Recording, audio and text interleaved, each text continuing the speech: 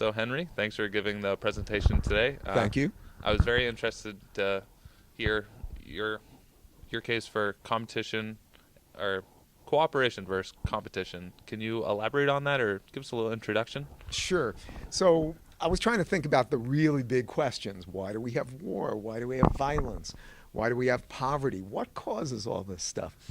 And I decided that basically it's a failure of people to cooperate. Yeah. And I was a math major at MIT, and I learned about what's called the prisoner's dilemma, which is a way of describing the trade-off between cooperation and competition. And people always say things like, well, competition brings out the best and stuff, but it's a trade-off. It has its costs, and so you have to decide which one is best. But then I studied evolutionary theory, and I tried to put that together.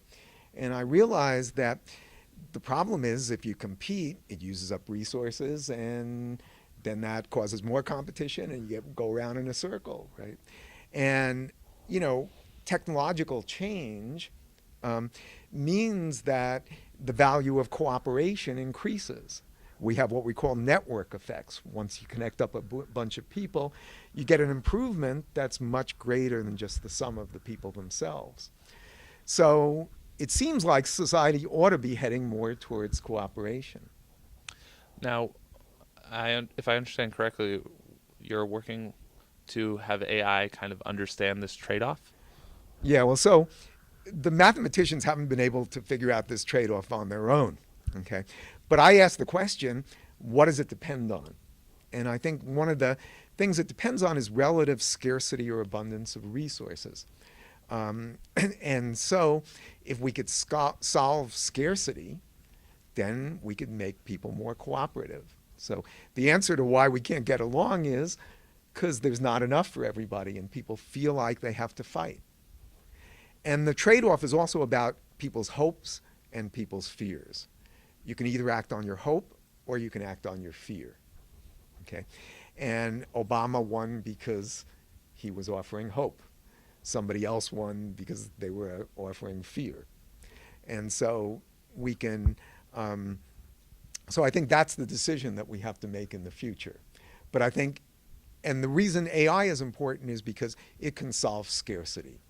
AI and 3D printing can make everything or do everything that people are going to need for their daily lives. So then we can create a culture of compassion and empathy for one another, and we can live happily ever after. Another idea you brought up is a concern some people have that with progressing AI and machine learning, people are going to lose jobs to machines. You brought up an idea of people having machines work for them. Could you elaborate more on that? Sure. So the problem is if we have AI and we just pour it into the structures we have now, capitalism and the present governments, then we're going to lose. So the villain is not the technology. The villain is the competition. Okay. So so we have to recognize what's important. Great. If there was one thing you wanted the audience or people to take away from your talk today, what would that be? Well, it would be about this idea about cooperation and competition. And if people wanted to learn more, what could they look into to find out more about cooperation versus competition? Yes, so my co-author, Christopher Fry, and I have just completed a book.